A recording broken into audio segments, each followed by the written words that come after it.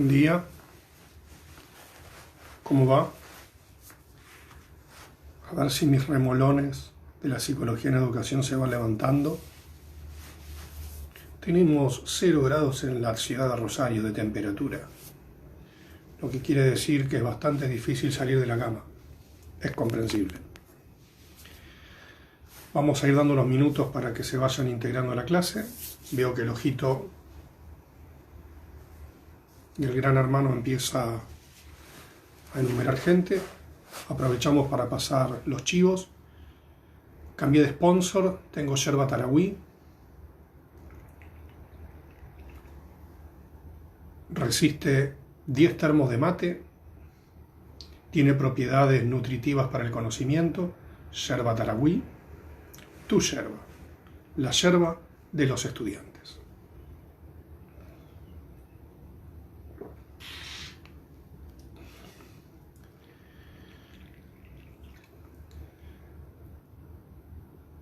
Vamos a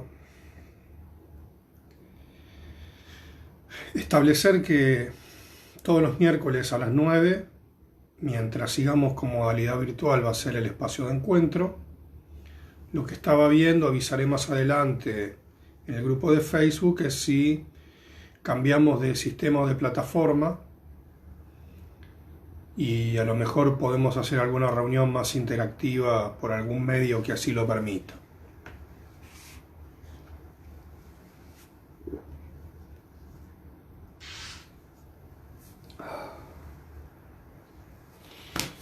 Bien.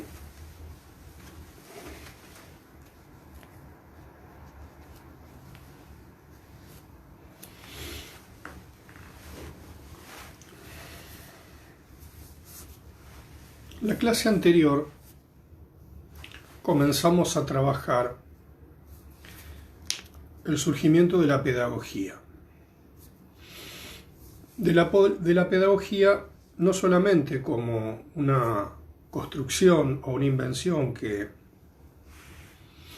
proviene de Comenio en el siglo XVI,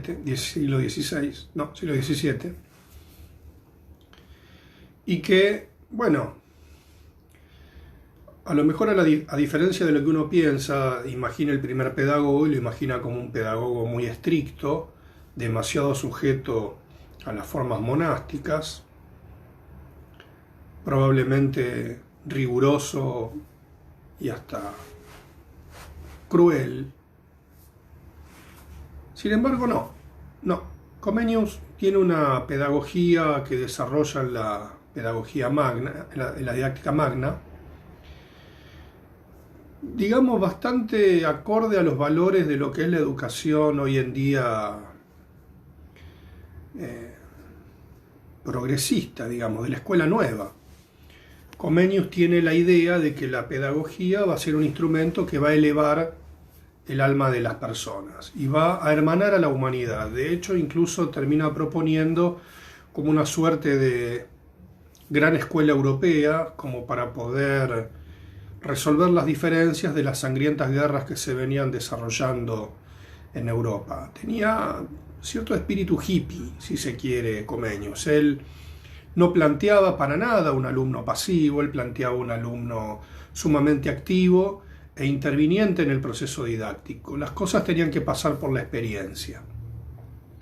Habíamos hablado que él no hace distinción entre hombres y mujeres, una labor bastante importante en lo que hace a la igualdad, y se encuentra en un proceso europeo muy potente que es la Reforma, y la Reforma de alguna manera es la antesala de la noción de un individuo que busca la emancipación. Esta idea de que la cultura debe ser popular, debe desplegarse y debe llegar sin distinción de clases sociales. Cuando hablamos de clases sociales estamos hablando de estatutos y de diferencias que no son iguales en la vida moderna al medioevo. La sociedad medieval es una sociedad dividida por castas, dividida por clases sociales estancas, no hay movilidad de clases. Vos tenés la religión, la nobleza y el pueblo. Y prácticamente nadie salía de esos lugares.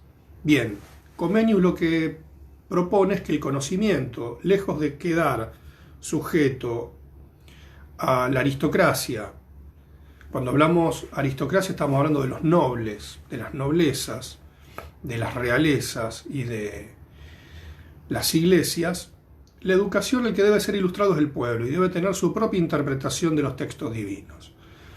Al mismo tiempo, Comenius es alguien que está influenciado por los grandes movimientos filosóficos de su tiempo, el pensamiento de Descartes, etcétera, etcétera.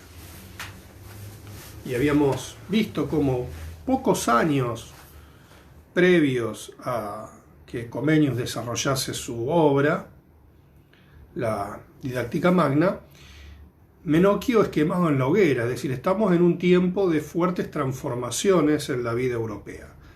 Pensemos que América está en ciernes, es un territorio que aún está en disputa con los pueblos nativos, no es la América que vemos hoy en día, lo mismo podemos pensar en el conjunto de las colonias. Bien.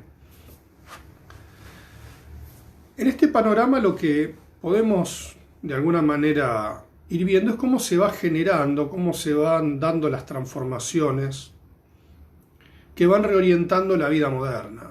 Y uno de los elementos que se hace imprescindible a la hora de pensar la vida moderna es el surgimiento, como dicen los textos, del hombre. El hombre no en el sentido del género, sino en el sentido de especie. Yo hago esta salvedad. Lo humano. Pero lo humano es el hombre en cuanto a unidad viviente. Una unidad viviente que pasa a tener cierta soberanía. Lucha por su emancipación. Y esa emancipación por la que lucha el ser humano es una emancipación que se da en el terreno del conocimiento y la voluntad. Hay una canción que a mí musicalmente me gusta bastante. Hay una vieja película, ya uno empieza a sentir el paso del tiempo cuando comenta películas anteriores a que la mayoría de ustedes hayan nacido, que se llamó Farinelli. ¿Alguien conoce la película Farinelli? Bueno, Farinelli se trata de un eunuco que canta lírico. En el medioevo, cuando un niño tenía voz angelical, no se le ocurría mejor idea que amputarle los testículos para que no cambiara la voz. Digamos, siempre la fama costó, en esos tiempos, te castraban. Entonces cuenta la historia de un castrado. Una de las canciones que canta al final de la película es el Rinaldo de Händel. Y la letra, claro, sí, la vi, pero era muy chica, sí, yo no era tan chico. Bueno, Farinelli, el castrati, bueno, en uno de los últimos actos de la película canta el Rinaldo de Händel. Y el Rinaldo de Händel, una obra del 1600, que Händel podría haber sido el quinto Beatle tranquilamente porque tenía una música muy agradable y muy adelantada para su época. De algún modo es el inventor del hit. El Rinaldo de Händel, la letra dice algo así: deja que llore mi cruda suerte. Suerte como sinónimo de destino. Deja que llore mi cruda suerte. Y después dice que yo suspiro la libertad.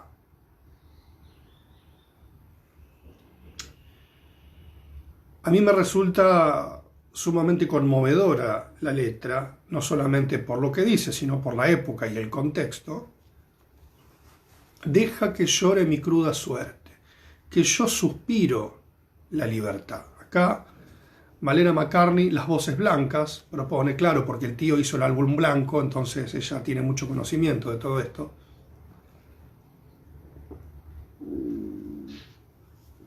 Está todo mal con Yoko Ono, sigue todo mal, pero bueno, ya lo vamos a resolver. ¿Qué dice esa canción? Que el destino puede ser adverso, la vida puede ser una tortura, pero el alma es libre. Que aún en los momentos de máxima opresión, el alma es libre. Y el alma es algo que lucha por la libertad, lucha por la emancipación. Esta idea que aparece en el arte es el surgimiento del individuo como una unidad intelectual, volitiva y con propia memoria. Es decir, estamos hablando de un sujeto de conciencia. Y que esa conciencia es la clave del libre albedrío. Es decir, el ser humano no es esa criatura creada por la divinidad y que responde directamente, sino que tiene esa autonomía. Y esa lucha por la autonomía, esa lucha por la libertad, es emancipatoria.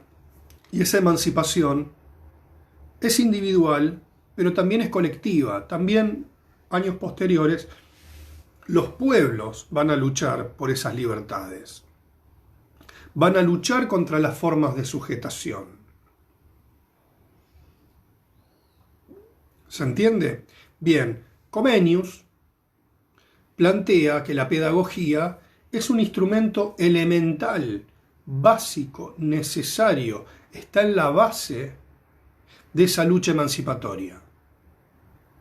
Por lo tanto, para Comenius, la pedagogía debe fortalecer el intelecto, fortalecer la voluntad y desarrollar la memoria. La memoria en un sentido de expansión y de poder acumular el patrimonio, en términos actuales, del conocimiento o de la cultura. Bien, entonces vamos viendo cómo se empieza a desarrollar una idea de ser humano diferente. Estamos en la antesala de los movimientos laicistas, porque una vez que se rompe ese cordón umbilical entre la criatura divina, el ser humano y la religión, y comienza a tomar autonomía y comienza a desconocer la ilustración, se pone en marcha. Es esa duda incesante que aparece en la criatura humana y se emancipa. Esta idea es captada por Foucault en el cuadro de las Meninas de Rafael. No Rafael el que cantaba así, con esas caras, no. Rafael el pintor, ¿no? No el cantante español, que vi un video en YouTube que se le cae un diente en pleno recital, pero no tiene nada que ver con esto. El cuadro de las Meninas es un cuadro donde hay un pintor pintando a la familia real y como reflejo de un espejo se ve al pintor que pinta. Esta idea Foucault la capta como en algún momento de la Ilustración, puede ser en el Renacimiento, puede ser en pleno romanticismo, el humano empieza a ver lo humano. Lo humano se vuelve objeto de lo humano. El hombre se vuelve objeto del hombre. La idea hobbesiana del hombre, lobo del hombre, es una idea que da cuenta de este momento emancipatorio. Bien, la educación y la educación pedagógica tiene este ideal de ser el motor de esta emancipación. La pedagogía magna de Comenius es una pedagogía libertaria, es una pedagogía emancipatoria, es una pedagogía que tiende a fortalecer estas capacidades de los sujetos. Y el objeto es el niño.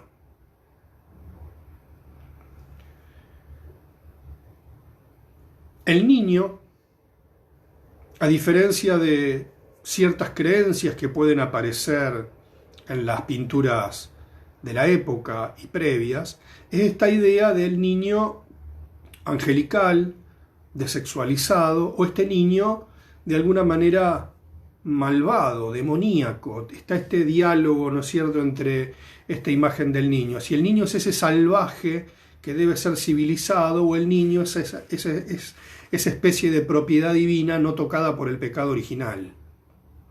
Bien, Comenius en esto lo que va a plantear es que el niño debe ser educado. En esto está en afinidad con Rousseau, con el Yaya que hablábamos la clase anterior. Por lo tanto, el inicio de la pedagogía no es una pedagogía como el sentido común a veces pareciera decirle al estudiantado, que es oscura, es cruel, es normativa, o los que se enamoran de los textos de Freire es en sí misma educación bancaria. No, la pedagogía tuvo otro origen, y ese origen, más allá de los sistemas de la época, y estamos hablando del siglo XVII, era una pedagogía libertaria que le daba protagonismo y acción al individuo. Esto Comenius lo deja claramente explicitado en sus textos.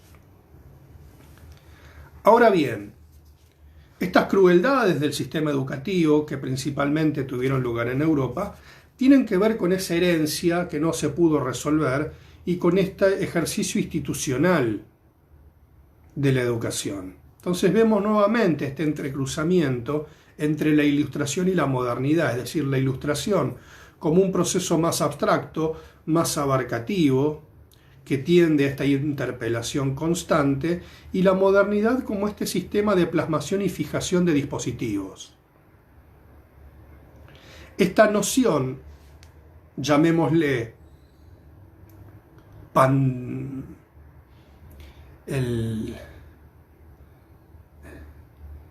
me sale el término panteísmo, pero no es panteísmo, es la máquina de Bentham, que estoy afásico, la cuarentena me tiene mal. El panóptico, esta idea panóptica, ahí se me destapó la vena gracias al mate que estoy tomando.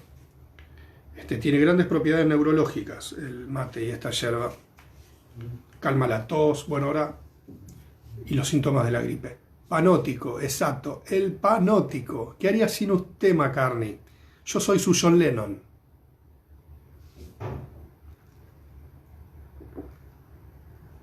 El panótico, si bien es una maquinaria que surgirá como una maquinaria de visión aplicado al sistema carcelario, Foucault toma la noción del panóptico como esta visión. ¿Qué yerba usás? Que mi cerebro no estaría arrancando. Mire, yo cambié de sponsor, es la Taragüí. Ya hice el chivo a principio de la clase. Cuando pueda ver la revisión, así como Bilardo miraba los partidos una y otra vez obsesivamente, usted cuando obsesivamente mire las clases una y otra vez, a lo Bilardo, va a poder ver cuando hago el chivo publicitario. Brindo por usted. Llevamos ya unos minutos 20 de la clase. Me parece que los que van a seguir la clase en vivo están todos presentes, así que vamos a mandar un primer like motivador de pum para arriba. Vamos Argentina, vamos pandemia, vamos cuarentena, arriba Mar del Plata, aquí Cosquín. A la 1, a las 2 y a las 3. Todos un like al unísono.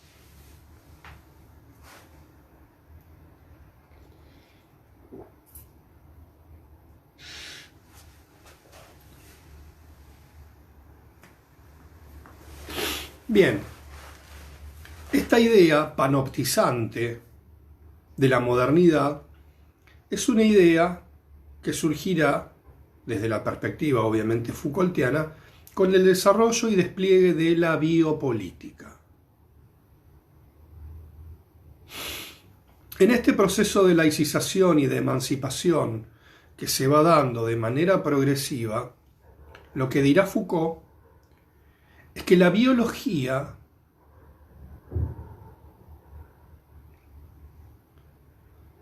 será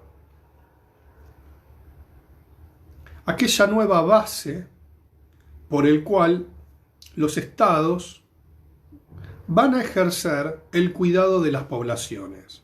Es decir, va a haber un tratamiento de las poblaciones generales como si se tratase de un cuerpo biológico. Si ustedes leyeron un texto que yo les dejé al comienzo de este año sobre psicología y educación en tiempos de pandemia, un eje es la biopolítica. En este momento estamos viviendo un tiempo con una presencia o una omnipresencia, hice así con las manos, una omnipresencia, me gusta este gesto, me gusta mucho este gesto, una omnipresencia de la biopolítica. Hoy amanecí con una gran noticia, se habilitan una serie de prácticas. ¿Quién las habilita? El poder del Estado, el poder del Estado parado sobre el saber médico, porque tenemos un peligro de infección masiva de la población. Hay que proteger la población como un cuerpo biológico. Estarán los cuerpos enfermos, estarán los cuerpos sanos. Hay que apartar los cuerpos enfermos de los sanos. Este es el aislamiento. Es una medida totalmente primitiva. Bien, esta idea sanitaria se esparce como un principio elemental de las sociedades.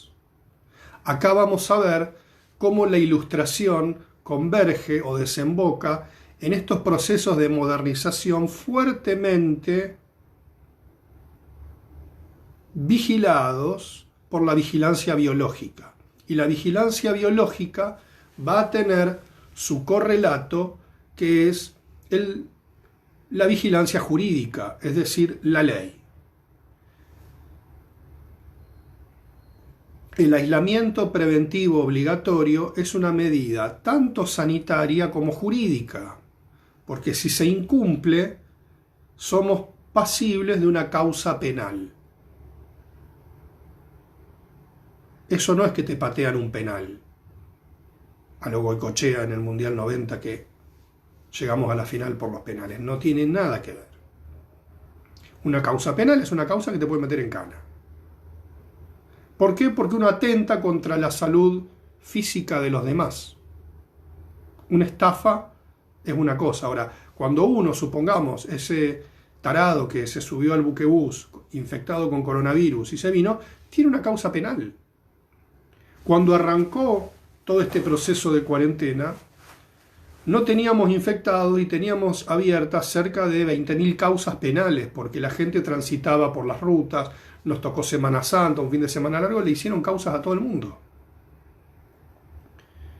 Era una situación bastante llamativa, ¿no? Que de repente no tenías enfermos, o muy pocos, que eran las personas que habían viajado, gente que se había aislado, y después teníamos un montón de gente circulando sin saber si estaban infectados o no. Porque además esta pandemia tiene una particularidad que merece tanto una lectura del orden biológico como del orden de qué efectos tienen en la subjetividad, que es el famoso asintomático.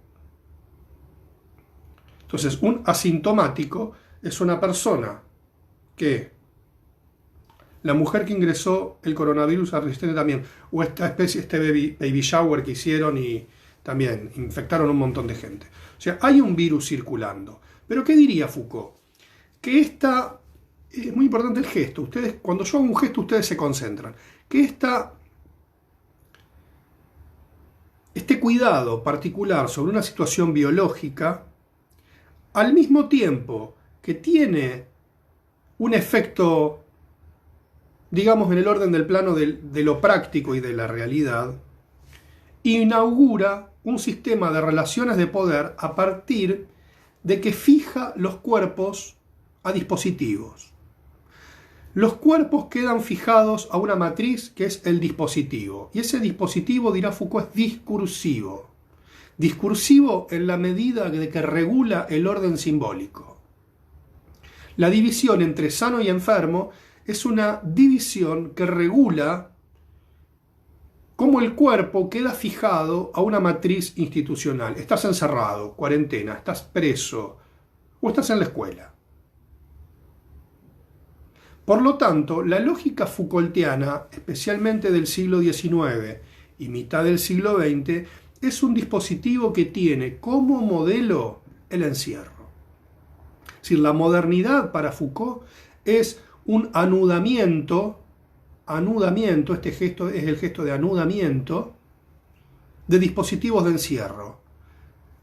Y aunque estos suenan conceptos fuertemente de naturaleza hortiva, Vigilar y castigar es un texto de una profunda naturaleza hortiva, dirán en la cancha. No es ni bueno ni malo, lo que tiene es ambigüedad. ¿Se entiende? Y esta ambigüedad es parte de las relaciones de poder. El poder, desde Foucault, no es solamente el poder de decir no, no es solamente el poder, aunque en algún momento dice el poder es el poder de decir no, también el poder es potencia, es posibilidad. La ciencia no podría avanzar sin estos dispositivos, pero al mismo tiempo ejerce y genera, llamémosle como un reverso de sombras, que se transcriben al plano de la subjetividad humana y generan ciertos modos de sufrimiento. No se puede ver solamente una acción. Voy a dar un ejemplo muy sencillo. Cuando uno lleva a un chico a vacunar, o recuerden cuando de chiquitos los iban a vacunar, los que son madres o padres y están en el grupo y llevan a un chico a vacunar, ¿qué pasa? El chico se resiste. Y a veces, entre el enfermero, el médico y los padres, se lo vacuna por la fuerza. No quiere. Pero ¿qué sucede? Los que inducimos o persuadimos al menor para que sea vacunado, lo hacemos porque sabemos que hay un bien, pero ejercemos cierto modo de violencia. Ahora, esa violencia a veces es necesaria y a veces no. Por ejemplo, lo que se ha llamado la psiquiatrización. Una persona con un brote maníaco, por ejemplo, y violento, todos podemos coincidir de que necesita algún tipo de asistencia. Vamos a decirlo a grandes rasgos. Ahora, la asistencia puede tener que ver con una estrategia de contención, de medicalización gradual, de reinserción de esa persona en su vida. Ya el término reinserción es bastante provocador en esto, o que esta persona se alivie, intentarlo, y otra es confinarlo a un encierro de por vida, como pudo haber sucedido con más de una persona en la sociedad disciplinar manicomial. Lo que dirá Foucault es que estas instituciones de encierro son la gran metáfora de la modernidad del siglo XIX y mitad del siglo XX, poco más de la mitad, lo que puede aparecer en Bauman y en algún texto mío como la modernidad sólida. La modernidad sólida es esa modernidad que tiene estos dispositivos fuertemente arraigados en la vida moderna. Pero esa vida moderna era una vida previsible, el para toda la vida. El Estado tenía una presencia, no en todo el mundo, obviamente, estamos hablando de ciertas formaciones socioculturales, en ciertos estados-nación, donde esas estructuras eran fuertemente sólidas, no se movían. Por lo tanto, el producto de esas instituciones, los ciudadanos, era un producto bastante estable. ¿Qué objetivo tenían estas instituciones? Primero, preservar la salud física y moral de las personas. Por otro lado, capacitarlas y formar un ciudadano con una identidad nacional de su nación que esté dispuesto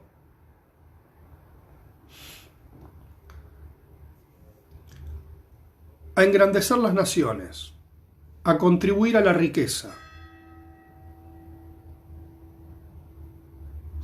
La cuestión de Estado es una cuestión donde el Estado se proyecta en el tiempo, se proyecta a futuro hacia el progreso. Lo que debe hacer un ciudadano es aportar a la cuestión de Estado, ya sea desde el intelecto, desde la producción, dar la vida por la patria, es decir, la guerra,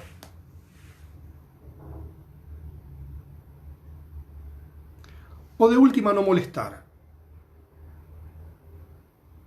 no ser lo suficientemente molesto. Las personas debían ser útiles para la sociedad. Bien, este es el ideal de la modernidad sólida. Pero ¿qué pasaba? No todo funcionaba. Como decía el gran profeta Toussaint, puede fallar. Porque de hecho, el ideal moderno tenía sus percances. Bueno, Robert Castell habla de las problemáticas del vagabundeo, por ejemplo, de aquellas poblaciones que nunca se integraron a los estados-nación y quedaron en lo que hoy podemos conocer como las marginalidades. Todavía estamos en Europa. ¿Y qué se hace con esa gente? Bueno, para eso está el sistema penitenciario, la patologización o la reeducación. Bien, por lo tanto el discurso disciplinar, las disciplinas Foucaultianas, se dan en ese entrecruzamiento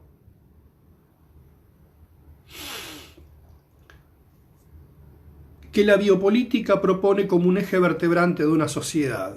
Hoy en día, a mi modo de ver, cuando parecía que se había roto todo ese suelo disciplinar de encierro, patologización y las libertades de las personas como un ideal del mundo neoliberal, estaban cada vez, ese cofre estaba cada vez más roto y los espíritus que lo habitaban estaban dispersos, la biopolítica vuelve a reconcentrar todo. Jurídico, médico y pedagógico.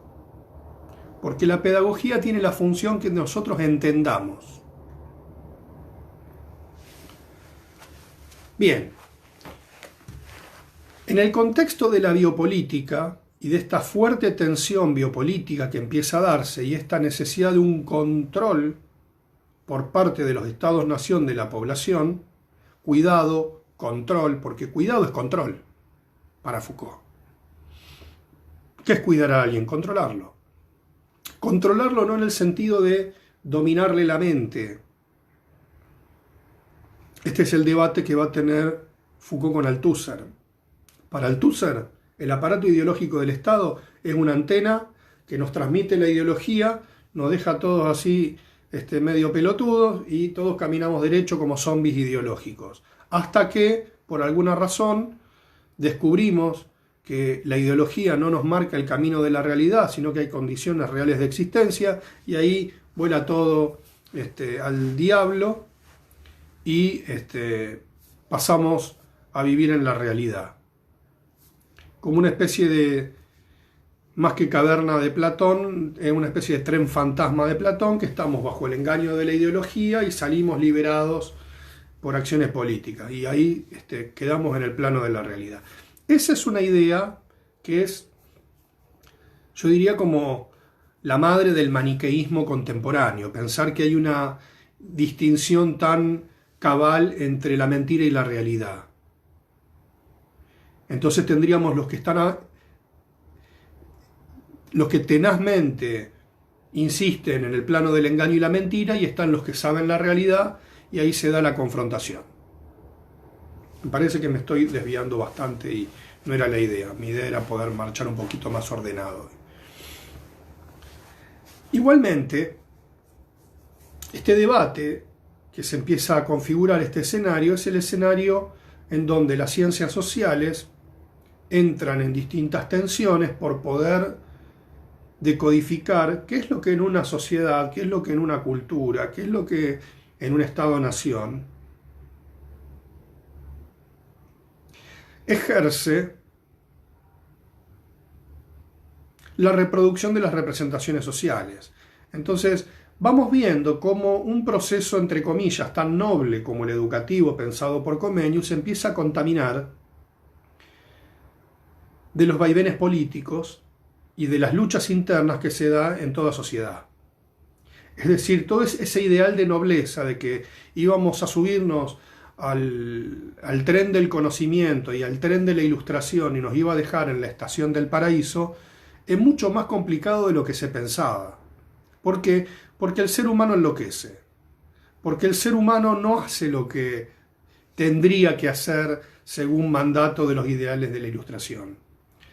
Entre comillas, la pudre. El amor no dura para siempre, porque en el medio pasan un montón de cosas. Y la gente enloquece. No actúa racionalmente. La racionalidad, la tan anhelada racionalidad, no es solamente un problema del oscurantismo medieval y de las supersticiones. El ser humano, por cuestiones propias e inherentes de su propia subjetividad, no camina derechito. Una vez que uno le muestra la verdad, vuelve a engañarse. Ya sé que están pensando en exparejas en este momento. Pero eso lo podemos dejar para la cerveza y los maní en otro momento. Cuando todo parece que va bien y de repente algo no sale como se esperaba y uno empieza a pensar cosas que a lo mejor no están en el mundo, no están en la realidad, le teme a cosas que no han sucedido. Bueno, estamos adelantando imágenes del próximo capítulo y de la próxima temporada en todo esto. Pero volviendo a este punto, la biopolítica tiene que controlar. Y como dice Foucault, lo que en definitiva termina generando la biopolítica es un sistema administrativo de la vida y la muerte. ¿Les suena conocido esto?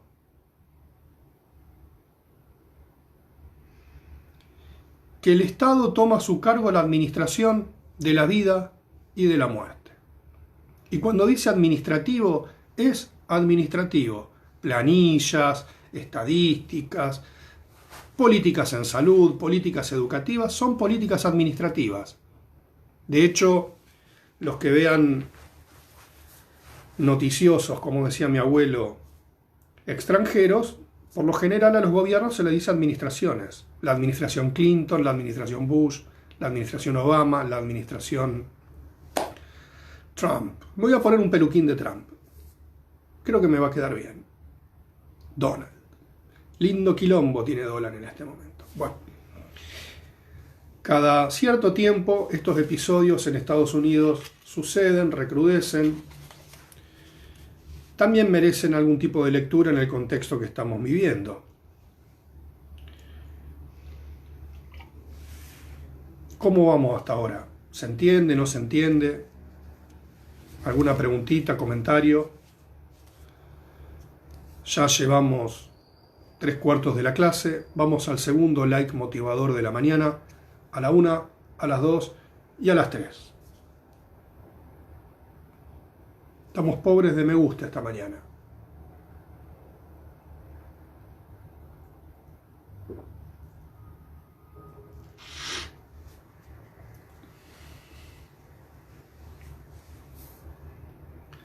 La administración, el control,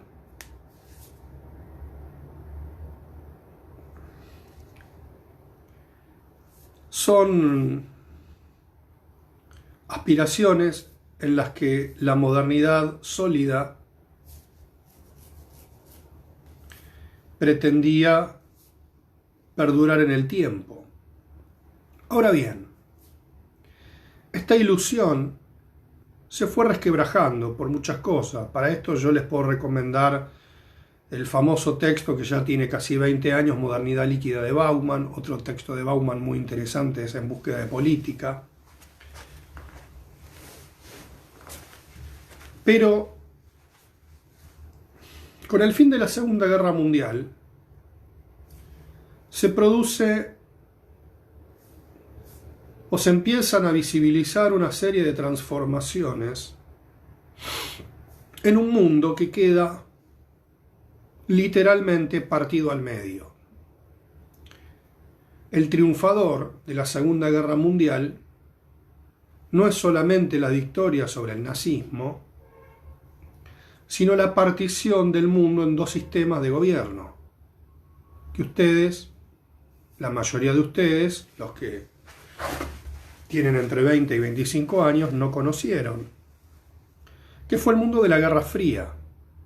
Esa confrontación, esa tensión entre el comunismo, básicamente del lado oriental del muro de Berlín, que el muro de Berlín, si bien tenía un fuerte valor simbólico, existía, que había dividido la ciudad de Berlín por los vencedores de la guerra, y el lado occidental, principalmente con un sistema capitalista. También, al mismo tiempo, pasa a existir algo que se llama el tercer mundo, o lo que se llamaban las terceras posiciones, que era ni yanquis ni marxistas. Esta tercera posición es bastante compleja, tiene matices. En la Argentina, quien ejerce principalmente esa idea de la tercera posición o de cierta neutralidad, o los países no alineados, en la Argentina el peronismo tuvo un fuerte componente, sobre todo a partir de una matriz nacionalista importante. Hay otras posiciones también que se ponen en juego en África, en Medio Oriente, etcétera, etcétera. Bien, pero el dominio de la torta principalmente está entre el mundo oriental y el mundo occidental, el comunismo y el capitalismo. Y se desarrollan también al mismo tiempo una noción, principalmente en Europa, que son los estados de bienestar. Es decir, estados que, si bien no tienen el control absoluto del Estado de la clase trabajadora, esta idea del comunismo soviético que el Estado es la clase trabajadora, eso es bastante dudoso si la sovietización logró eso, si no fue en todo caso el partido a cargo del Estado. Pero bueno, ahí tenemos otras discusiones y nos iríamos por las ramas y nunca llegaríamos al punto. Pero el resultado de la Segunda Guerra Mundial, vamos al punto, genera una legislación universal, que es la Declaración Universal de Derechos Humanos. Una vez finalizada la guerra, conocidos los horrores, los vencedores firman una Declaración Universal de Derechos Humanos y el mundo, a diferencia de ser previo a la Segunda Guerra Mundial, un mundo repartido en imperios diversos, pretende tener cierto funcionamiento global. Se crean las Naciones Unidas, con representantes de todo el mundo, y se crean una serie de organizaciones y legislaciones. Ahora bien, la Declaración Universal de Derechos Humanos lo que prescribe es que el Estado no puede generar abusos sobre los ciudadanos. Y esos abusos sobre los ciudadanos son sus libertades. Es decir, ¿qué es una violación de derechos humanos? Cuando el Estado vulnera esos derechos. Y ese derecho es el derecho a la vida, el derecho a la libertad de culto, el derecho al libre pensamiento. Es una coronación, llamémosle, de estos procesos que hablábamos anteriormente, elevados casi como una reglamentación universal. ¿Por qué digo universal? Porque, si bien ha ocurrido muy pocas veces en la historia, un país que viola los derechos humanos puede ser intervenido por el orden internacional.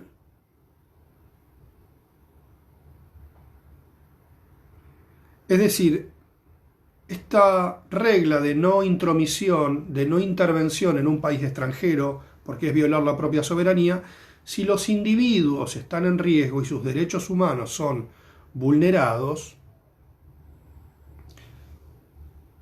se puede intervenir. Esto sé que es bastante polémico, discutible, entonces alguien debe estar pensando en la casa, ¿por qué no se interviene acá? ¿Por qué no se interviene allá? Cuando sucedió esto, bien. Todos tienen razón en lo que están pensando, pero esto no es algo que yo piense o que diga que está bien o está mal, simplemente se los transmito. No se enoje conmigo, señora. Yo simplemente le digo cómo es esta reglamentación internacional. No es que yo ni la defiendo ni la ataco. Ahora, lo que queda fuertemente establecido es que si bien puede haber matices, la Declaración Universal de Derechos Humanos es tendiente o bastante propensa a defender las libertades individuales de los estados republicanos. Ahora, vos tenías el bloque socialista que funcionaba de otra forma. Claro, ¿qué decía el bloque socialista? Los que garantizamos los derechos somos nosotros y somos los verdaderos guardianes de los derechos humanos porque el Estado tiene a su cargo la salud, la educación de las poblaciones y nosotros logramos la igualdad que el resto del mundo no logra. O sea, remitámonos a los ideales de la Revolución Francesa. Libertad, igualdad, fraternidad. Bueno, entonces la Guerra Fría decía, bueno, nosotros garantizamos la libertad. Sí, pero le decían los marxistas, le decían, no, pero ustedes no, ustedes garantizan la libertad, pero no la igualdad. Había corridas en las populares, desmanes, y bueno, ahora, el orden mundial no es que se lo dividieron y punto. No fue así. O sea, comienzan a surgir a partir de las distintas tensiones en el mundo desestabilizaciones. Por mencionar, golpes de Estado, quilombo. Bien. La Revolución Cubana, 1959, y la posterior declaración, no sin crisis de misiles, entre Nikita Khrushchev y Kennedy, declaran a Cuba una especie de bálsamo marxista-leninista a pocos kilómetros de Miami. Imagínense que los muchachos del McDonald's no estaban muy contentos con esta situación y casi van a la guerra. Creo que nunca el mundo estuvo tan cerca de una confrontación como en la crisis de los misiles de Cuba. Todos bajaron los decibeles, afortunadamente, pero la Revolución Cubana y la crisis de los misiles principalmente, pues también hay cosas que uno, pese a las críticas que pueden aparecer fuertemente a Estados Unidos y la hegemonía económica, militar y otras cosas más y tecnológicas que impone al mundo, por ejemplo, Kennedy no avaló el golpe de Estado perpetrado por los exiliados cubanos y el desembarco en Bahía de los Cochinos, no le dio apoyo aéreo y el desembarco fue un fracaso militar de los insurgentes. Las fuerzas las fuerzas militares cubanas aplastan ese desembarco y probablemente entre los números que llevaron a la decisión, no se sabe muy bien de quién, de asesinar al presidente estadounidense Kennedy, probablemente la negativa del apoyo aéreo en Bahía de los Cochinos pudo haber tenido mucho que ver con ese asesinato político. Bien, ¿por qué planteo esto? Porque el mundo empieza a ser un tembladeral. Revoluciones en el Congo, las guerras anticoloniales de Argelia, el surgimiento de la OLP en Medio Oriente, los grupos insurgentes en Latinoamérica, la Argentina, Uruguay, Chile, Perú. Toda Latinoamérica empiezan a aparecer y a emerger focos revolucionarios. El tercer mundo o los no alineados son un problema. Entonces, ¿por qué estoy planteando esto? Porque se da un quiebre a nivel global. Las tensiones no cesan. ¿Qué quiere decir?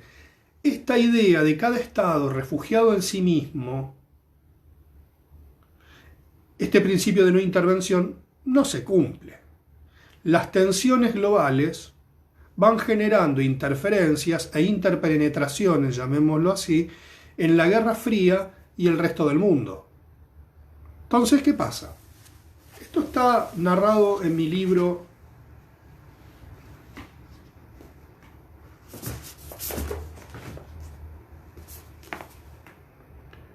vigilar y alimentar no está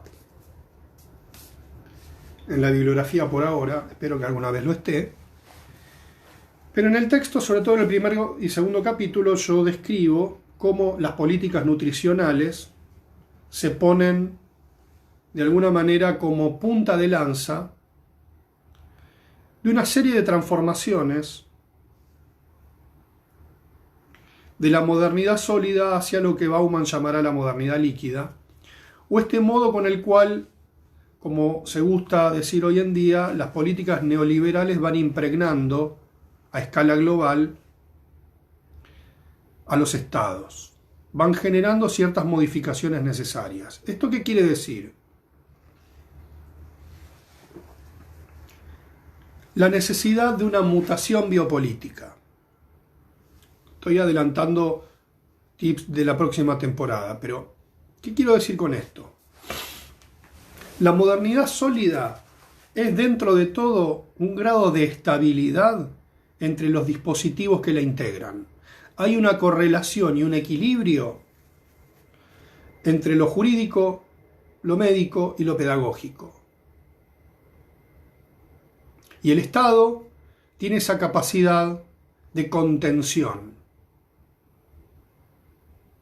Porque los Estados tenían como esas soberanías mucho más estables, tenían sus economías. Esto que decía Perón en su momento, independencia económica, soberanía nacional, justicia social. Claro, en el 46 era una cosa. Hoy en día, si bien como consignas todos las podemos sostener, seamos o no peronistas, son mucho más difíciles de sostener. No sé si soy claro. En la era de la Internet, por ejemplo, soberanía nacional, cuando tenemos una batería de información que no es de acá, cuando tenemos acceso a un montón de información, o por ejemplo cae la bolsa de Tokio y repercute en la economía del mundo. ¿Dónde está la independencia económica? De nadie, nadie tiene independencia económica. No solamente nosotros, nadie la tiene. Bien, lo que yo quería plantear es que a partir de la Declaración Universal de Derechos Humanos y esta nueva legislación se empiezan a desplegar políticas globales. Y muchas de estas políticas globales tienen que ver con el tercer mundo. Y estas políticas globales que tienen que ver con el tercer mundo van a impactar fuertemente lo que se llaman las políticas del desarrollo humano. Y estas políticas del desarrollo humano impactan fuertemente en un cambio en la biopolítica a nivel global.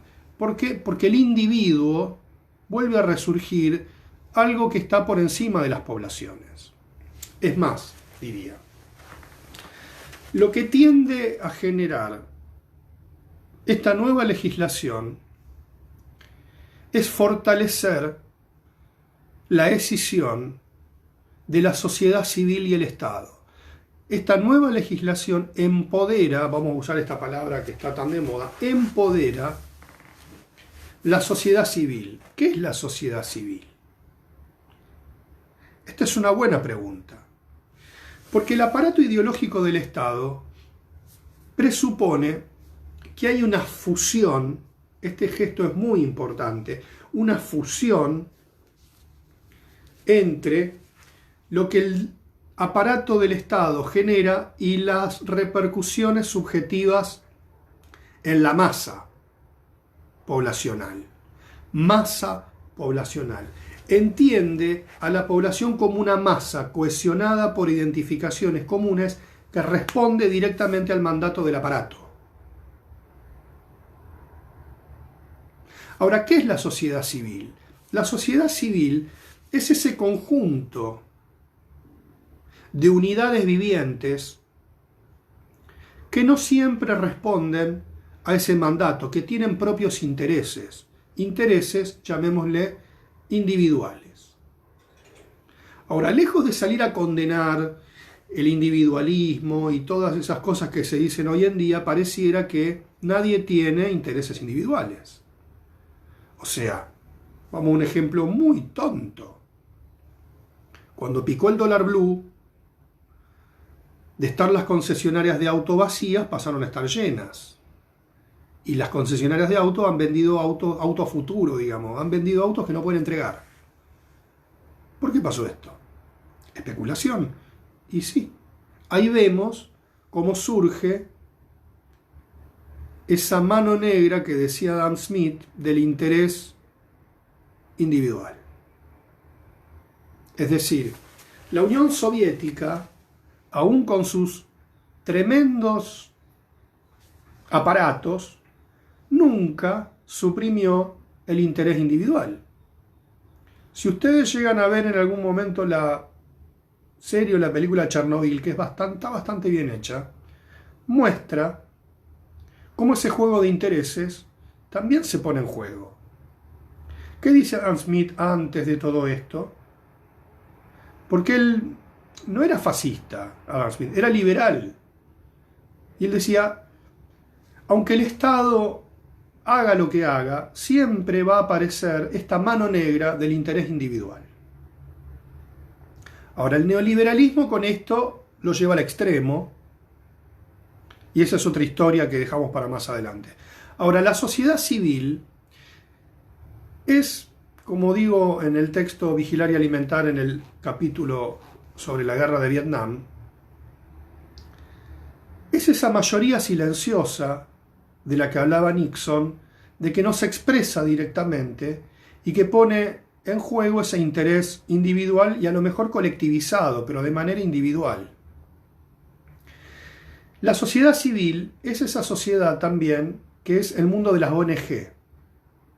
Y las sociedades civiles son esas sociedades, esas autonomías que se toman algunas instituciones para interpelar el Estado.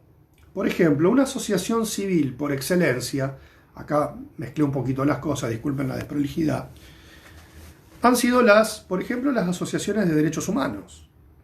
Esas asociaciones que dicen que el Estado vulnera y viola estos derechos. La sociedad civil es una sociedad que se opone muchas veces al discurso oficial. Por ejemplo, cuando surgió la problemática del HIV, como esa pandemia particular que estuvo en los años 80, las asociaciones civiles de prevención del HIV, muchas de ellas dieron visibilidad a los movimientos gays. Salieron del closet, llamémosle así socialmente, para defender derechos y para preservar su salud. Es decir, hasta qué punto el HIV, si bien al principio tuvo una condena moral, era llamada la peste rosa, como si fuera un castigo de Dios a los desviados sexuales, de algún modo permitió modos de organización de las comunidades gays para lograr conquistar derechos. Esto no es tan exacto, pero es digno de un debate. O sea, la sociedad civil es una sociedad que responde a las políticas del Estado y marca una división. Por ejemplo, lo que vemos en Estados Unidos en este momento es un fuerte estallido de la sociedad civil, un fuerte descontento de la sociedad civil. La sociedad civil tiende a desobedecer al Estado muchas veces. Cuando digo esto, y lo resalto, no digo que esté ni bien ni mal. No es ni bueno ni malo. Uno hace un análisis de discurso y de manera privada cada uno pensará con qué está de acuerdo y con qué no está de acuerdo. Pero primero hacemos una descripción conceptual. Digamos, la sociedad civil en Estados Unidos, que es como un Estado que está como pivoteando siempre entre las sociedades civiles, la sociedad del rifle, por ejemplo. Estas asociaciones de ciudadanos norteamericanos que proliferan el uso de armas. Son sociedades civiles.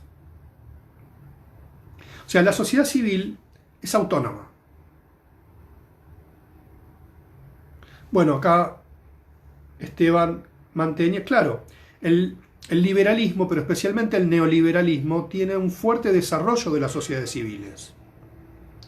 ¿Por qué? Porque gobierna hacia esa mayoría silenciosa que describe Nixon.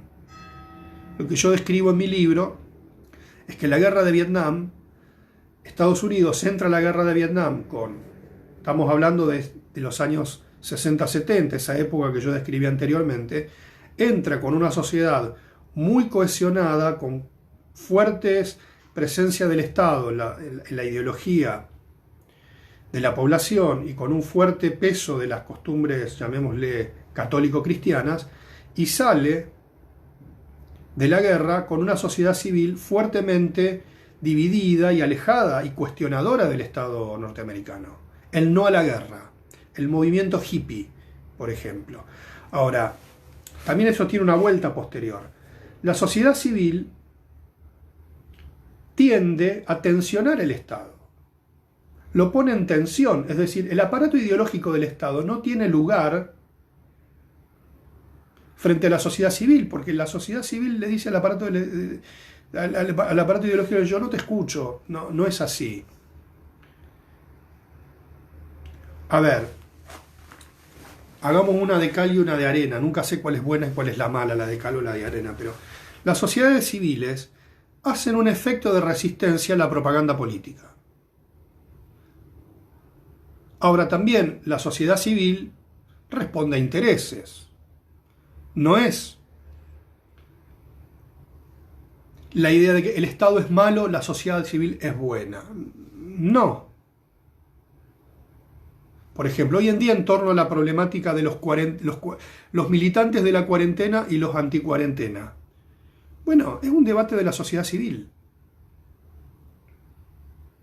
Las redes sociales son el paraíso de la sociedad civil. Bueno, y ponen en juego nuevas tensiones. Bueno, la modernidad líquida, esto no lo dice Bauman en estos términos, sino como una lectura que podemos establecer con posterioridad y a casi 20 años de haber escrito Violencia Blanca. La modernidad líquida es una modernidad que ya no controla y gobierna al pueblo, sino que surfea sobre las tendencias de la sociedad civil, que son móviles, cambiantes, volátiles y, digamos, altamente manipulables.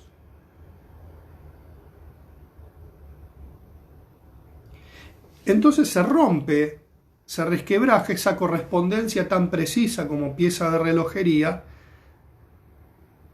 entre las instituciones modernas sólidas. Pero esto, lejos, y los dejo picando esta pelota, lejos de pulverizar la biopolítica Foucaultiana, llamativamente la fortalece y la hace más presente. Porque la biopolítica ha cambiado, ha mutado. El hecho de que estemos en una clase bajo este dispositivo y esta modalidad es parte de esa mutación. A lo mejor quedan algunos enigmas dando vuelta que habrá que ir pensando. Así que si alguien quiere poner alguna pregunta, algo que no haya quedado claro, a lo mejor lo respondo ahora o lo respondo por escrito en los comentarios de la clase. Sería bueno que podamos aprovechar ese dispositivo y avisaré, llegado el momento, si vamos a hacer una clase más interactiva por otra plataforma. Lo voy a avisar para que no me estén preguntando acá por el grupo de Facebook. ¿Alguna pregunta, idea, comentario?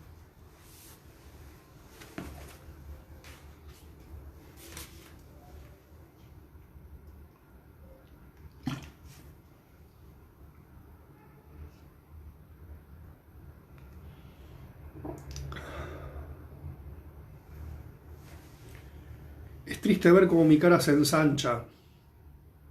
El otro día vi la primera clase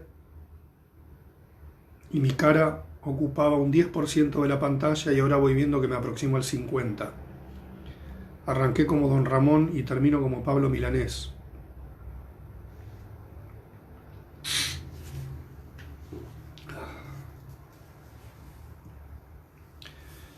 Se aprobaron reuniones familiares para los fines de semana de hasta 10 personas. Yo me pregunto si son obligatorias.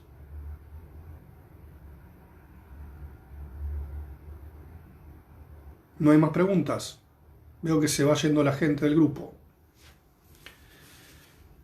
Bueno, vamos dando final. Mandamos un último like motivador de la mañana.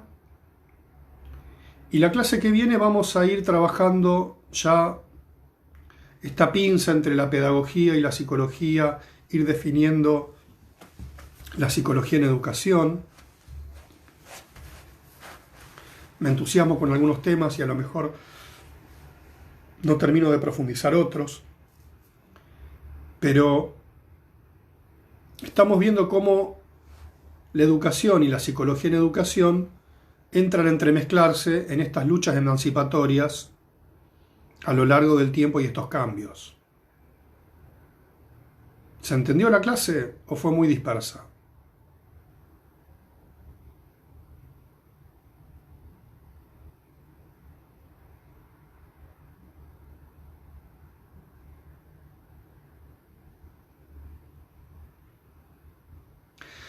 Bueno, vamos Argentina, vamos cuarentena, vamos coronavirus, pum para arriba, que cada vez falta poco y el día que nos conozcamos personalmente vamos a hacer una fiesta. ¿Estamos? ¿Aceptamos el compromiso? El día que nos encontremos hacemos una fiesta, la fiesta del barbijo. Bueno, nos vemos la próxima.